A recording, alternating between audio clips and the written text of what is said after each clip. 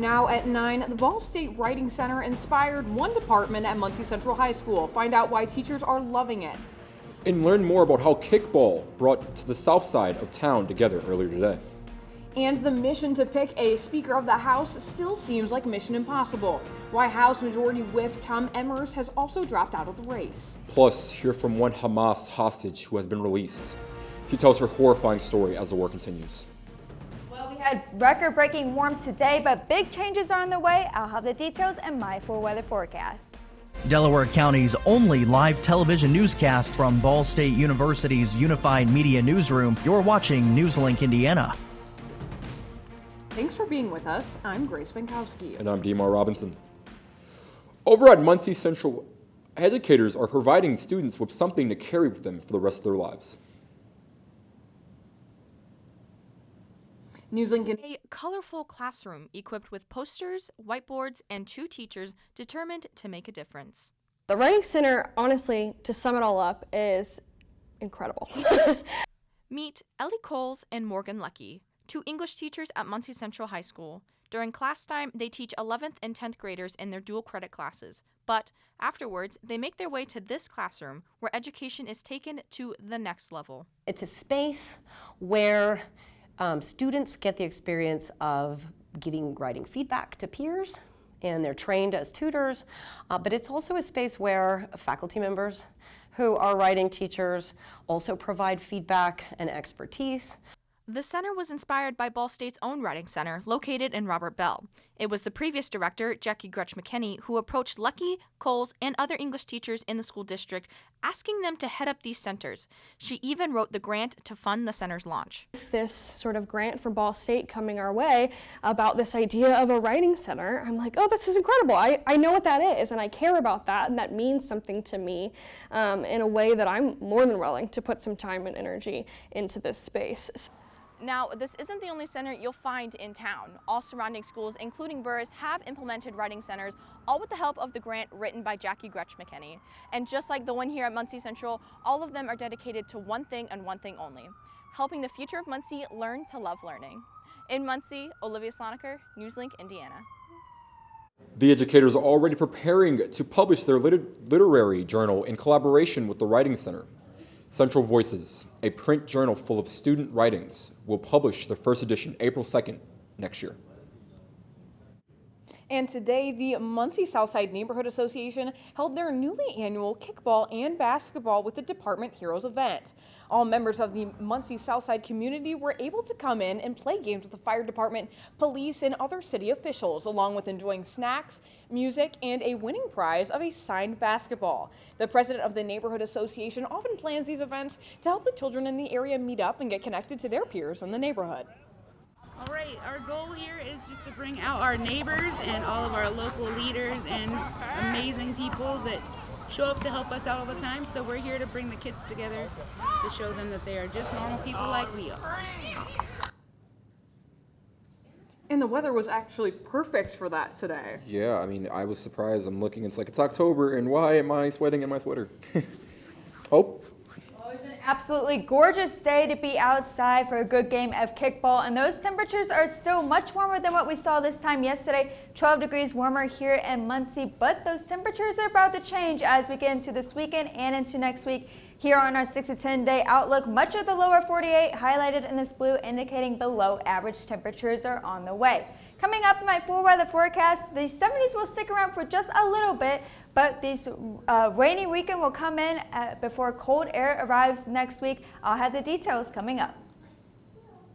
Thanks so much, Hope. House Majority Whip Tom Emers dropped out of the race for House Speaker just a few short hours after emerging today as a GOP nominee. House Republicans are trying to elect a speaker and get congressional business back on track. Karen Kaifa is in Washington with the latest developments. Tough times for some House Republicans. I think the country is frustrated by it. The conference is frustrated by it. And tough math for any Republican speaker nominee. It's about unifying our conference, getting us back on track. The House Republican caucus set out again on Tuesday to select a nominee to succeed Kevin McCarthy as Speaker of the House. After two previous contenders, House Majority Leader Steve Scalise, then House Judiciary Committee Chair Jim Jordan, failed to secure enough support from their own party. The gridlock has left the House at a standstill for 3 weeks. We desperately need to move on with the business of America, getting our appropriations bills passed, securing our border, providing aid to Israel. The plan for Tuesday, successive ballots behind closed doors, with the candidate with the lowest vote total eliminated each round. The top vote getter through Tuesday's rounds, Tom Emmer of Minnesota, the current House Majority Whip. But as Scalise and Jordan learned, securing a majority of House Republican support doesn't guarantee the gavel. Some Republicans pushing to stay behind closed doors until a candidate reaches 217 votes, the threshold to win a vote on the House floor. House Democrats watching and waiting. I'm hopeful that the Republicans will decide to come to a consensus and a bipartisan agreement with Democrats so that the House can work on behalf of the American people. In Washington, I'm Karen Kafa. Donald Trump's former attorney and fixer Michael Cohen took the stand today in a former presidential civil fraud trial in New York. Cohen said he lied to Congress in 2017 when he claimed he only spoke to Trump about the Trump Tower Moscow project 3 times. He said it was actually 10 times, and he lied about it because Trump asked him to. The civil trial centers around Trump's company allegedly inflating asset values to get better terms on commercial loans. Cohen's testimony reportedly marked the first time in 5 years Cohen and Trump have been in the same room. As the humanitarian crisis in Gaza worsens, Hamas has released 2 more of the hostages taken during the terrorist groups. At one of them, an 85-year-old grandmother is now telling her story. As intensive talks continue to free a larger number of hostages, but major obstacles do remain.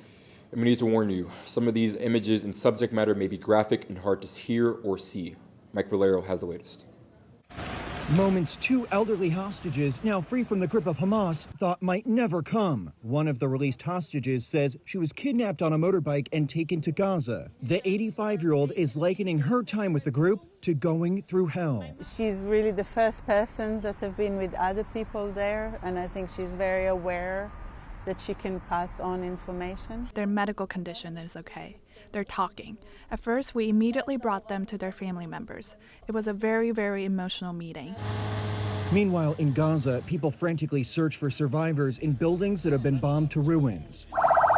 The Palestinian Ministry of Health reporting more than 700 people have been killed in a bloody 24-hour period. And without much needed fuel being withheld in humanitarian aid deliveries, Gaza's hospitals are facing the possibility of mass casualty situations. Without electricity, this hospital will just be a mass grave.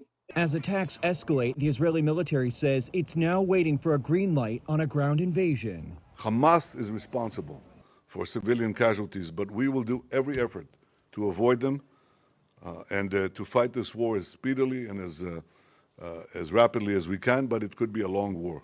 To any state or non-state actor that is considering opening another front in this conflict against Israel, or who may target Israel's partners, including the United States, don't throw fuel on the fire. I'm Mike Valerio reporting. Now, today was the highest daily death toll since the start of the war. Coming up in your consumer news, find out why some states are suing Meta. And Sony is creating a new way to game. All this and more after the break. I don't think that many kids in my son's school even do it. He makes fun of his friend who vapes. He would never try it. She's into soccer. She's on the honor roll. She's just not the type. No way. No way. No way. No way. My kid would never vape. Get your head out of the cloud. Today, nearly 8,000 kids will start vaping. Maybe even yours. Learn about the dangers at talkaboutvaping.org.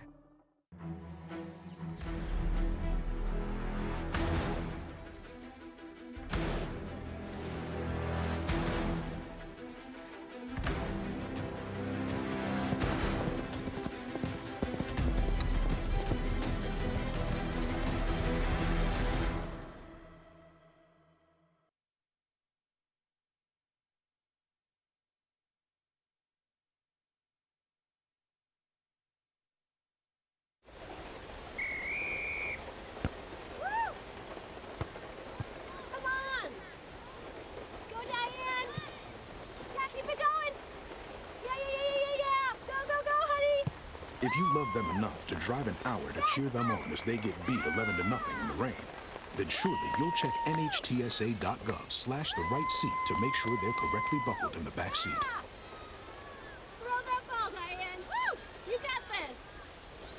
What if you could feel in control of your retirement in just a few clicks? At aceyourretirement.org, you can. Start with a free 3-minute chat with Avo, your friendly digital retirement coach. Just answer some simple questions like, how do you feel about your ability to save for retirement? Or in how many years do you want to retire? To get free action items customized just for you, get your retirement back on track at aceyourretirement.org. Welcome back. Meta is under fire for Instagram and its destructive effects on mental health. Dozens of states are suing Meta, the parent of Instagram, over the addiction and harm the social media platform allegedly causes young people. A federal lawsuit was filed in California today by more than 30 attorney generals. The states allege Meta's products have harmed young users' mental health with its addictive features such as infinite news feeds and frequent notifications, and that Instagram has contributed to a mental health crisis in the United States. The federal lawsuit marks the latest attempt by states to rein in large tech platforms over the fears that social media companies are fueling a spike in youth depression and suicidal thoughts. Last year, Americans paid over $100 billion in credit. The Consumer Financial Protection Bureau says that Americans paid over $105 billion in credit card interest alone last year. That's a staggering figure coming from off of the CFPB's biennial credit card report. The Bureau warns that nearly a tenth of credit card users end up in persistent debt. That's when they are charged more than interest and fees than they are towards back in principal. And Sony is hoping to make gaming on the PlayStation easier for people with disabilities. The company is now taking pre-orders for its Access controller. This contraption was created with one premise in mind: no two people experience disability in the exact same way. That's why it comes with pieces that are customizable so players can tailor it to fit their individual needs. The Access controller retails for $90 and is expected to start shipping in early December. Apple says it has a treat for customers, this time in Halloween. Just in time for Halloween. The company announced it's hosting an event on its website and YouTube last night. Apple didn't say what it will be revealing, but it did refer to an event as Scary Fast Product Launch. That's fueling speculation it will be debuting its new M3 chip, which is supposed to boost performance on new Macs. Well, we had record-breaking warmth today, but the coldest... Dear moms and dads, what you have achieved here today is going to help us and our futures. It is why we are coming up on stage to collect your diplomas. You know it's true. Mom, we love you always. Everything I do. When you graduate, they graduate. Visit finishyourdiploma.org to find free and supportive adult education centers near you. Hi, I'm Smokey Bear, and I made an assistant to help you prevent wildfires. Dude, I've got this. I've been camping since I was 5 years old. But I am a camping influencer. You know what? I'll bet you $5. Okay. Assistant Smokey, what is the best way to put out a campfire? To put out a campfire, drown with water, stir, drown again. Then make sure the fire is out cold by feeling with the back of your hand. Wait, really? I'll take the $5. When I was growing up, my mom was extremely tidy. We were trained to put things back where we got them from. One day, when I walked into my mom's house, I felt like I walked to someone else's house. There was stuff everywhere. And just growing up the way I grew up and to see this transition was very alarming. When Sean talked to me, it was a wake-up call, and that's when I went to the doctor.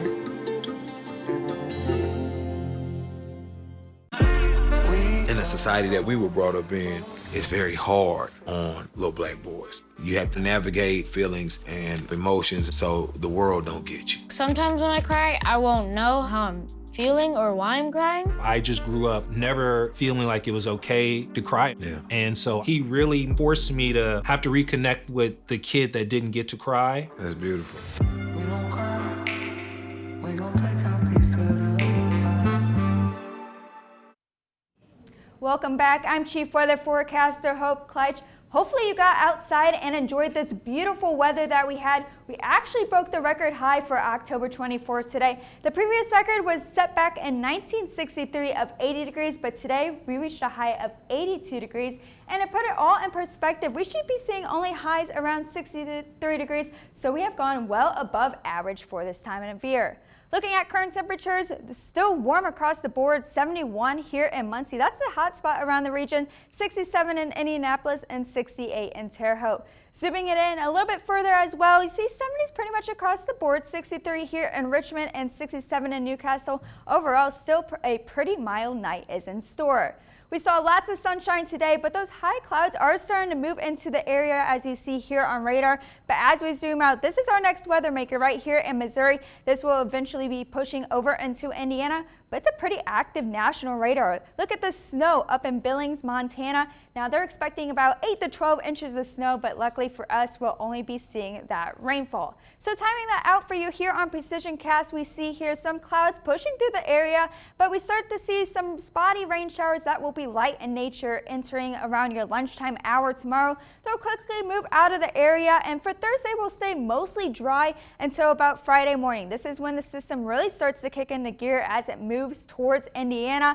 But we get some dry time late Friday evening. We could even see some clear skies then. But come Saturday and Sunday, that's when we start to see the widespread heavier rainfall as well. Saturday morning at 8 a.m., that's when those showers start to push into the area. But Sunday, this is when we see that heavy rainfall and widespread throughout majority of the day.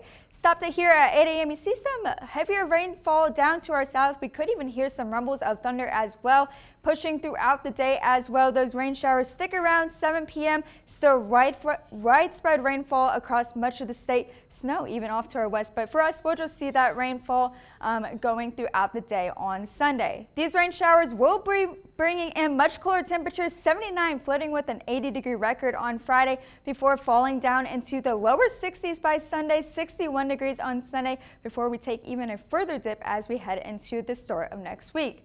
For tonight, we remain mild and dry. 59 for your low, mostly cloudy skies, gusty winds around 20 miles per hour. But those breezy conditions will linger into your day tomorrow as well. You see here gusts up to 25 miles per hour at times, but still a beautiful day in store, warming up to 72 degrees by 5 p.m. Now looking at the next 7 days, we have quite the roller coaster going on. 70s across the board into the rest of the work week before those rain showers start to enter the area on Saturday. 60% chance of rain on Saturday and Sunday, but look at those cold temperatures Monday and Tuesday. That's the coldest we've been since May 1st. So taking it back 176 days ago, that's when we last saw a 40-degree high. So big changes are on the way.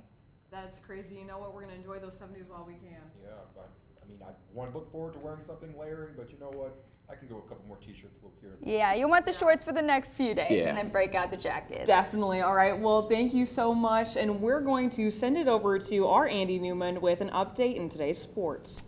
Thanks, Grace. One Ball State squad has a pair of high-flying Cardinals, and a Delaware County football classic is on the horizon. All this and more next in sports. Where did the time go? I don't know how I got here. You've done the hard part. You quit smoking. Now do the easy part and get scanned for lung cancer. If you smoked, you may still be at risk, but early detection could save your life. Talk to your doctor and learn more at savedbythescan.org. If I could be you, and you could be me for just 1 hour. If we could find a way to get inside each other's minds. Walk a mile in my shoes. Walk a mile in my shoes. Well, before you abuse, criticize, and accuse. Walk a mile in my shoes. After retiring from the NFL, I've been able to spend a lot more time coaching my daughter's basketball teams. It's something I love to do. Through our games and our tournaments, we see all types of coaching. good and bad. And it begs the question, do we really know who's coaching our kids? Do they have the proper training and screening it would take for me to be comfortable with my daughters playing for that coach? Our Youth Basketball Association made the decision to use trusted coaches to screen and train all of our coaches. I'm a trusted coach. Are you? Touchdown! Oh, did you see that?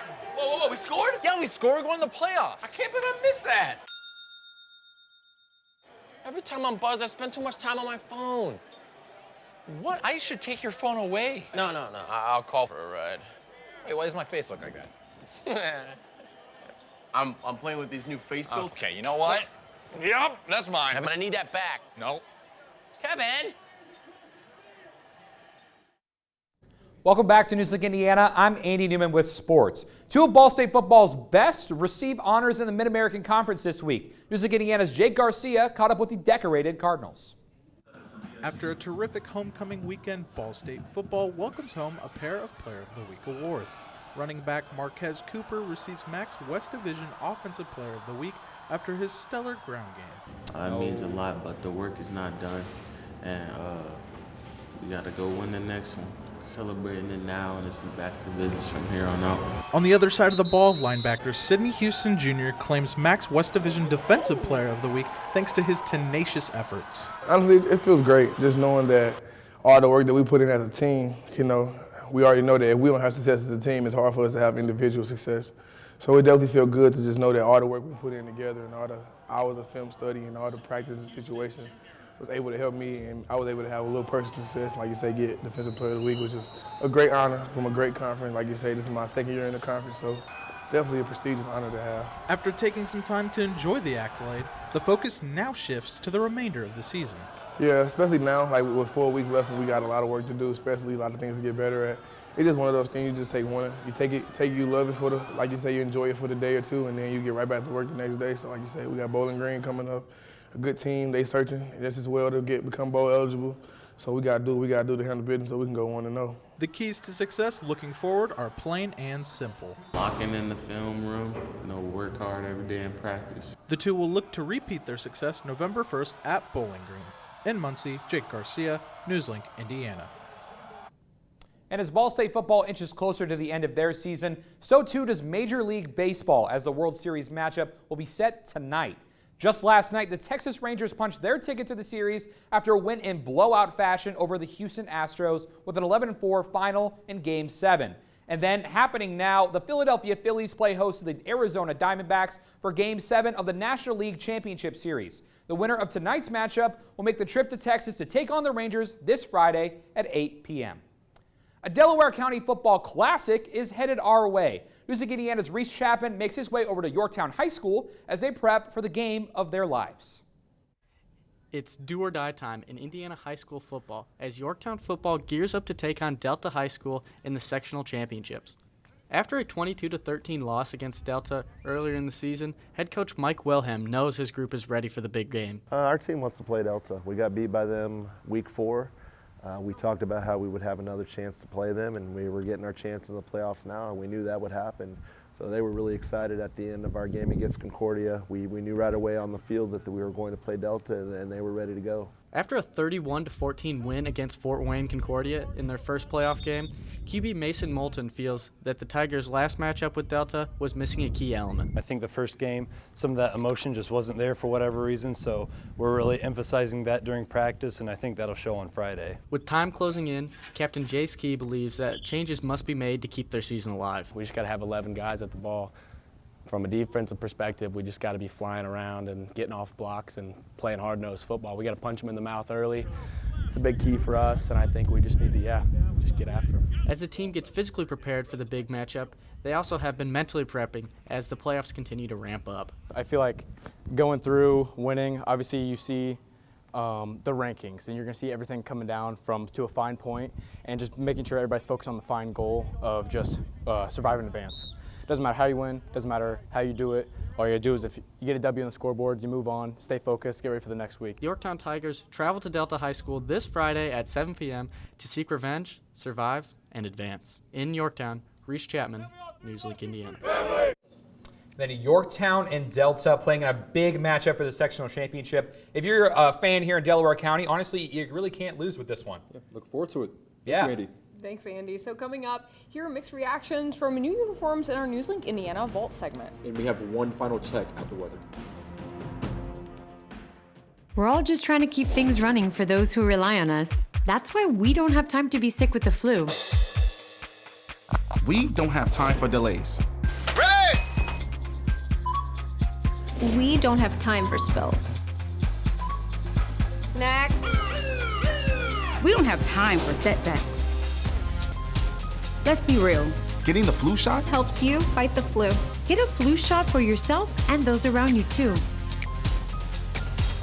My mother was always very familiar with her neighborhood, but one day she stopped at the stop sign for much longer than usual. And she didn't know whether she should go forward or turn, and she wasn't even really sure where she was at. It was very unsettling for her. I felt so much better after my son told me, "Mom, I don't want you to worry or be afraid. I'll be there for you, and we'll figure it out."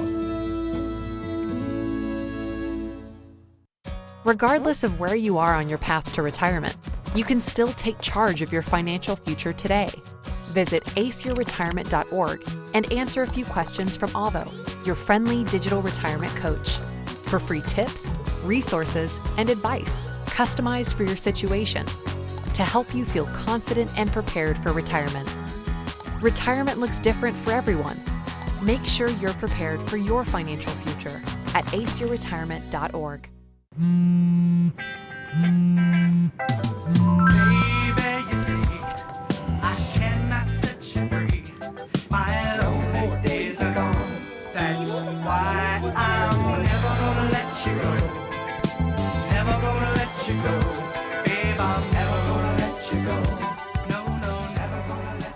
Here you go. Thank you. Thank you.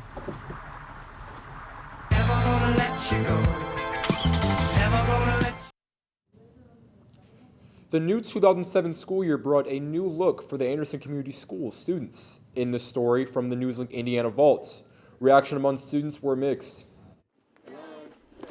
As usual, the Highland High School marching band will be in uniform when they take the field this fall. But this year, they'll also march through school, wearing board-mandated uniforms.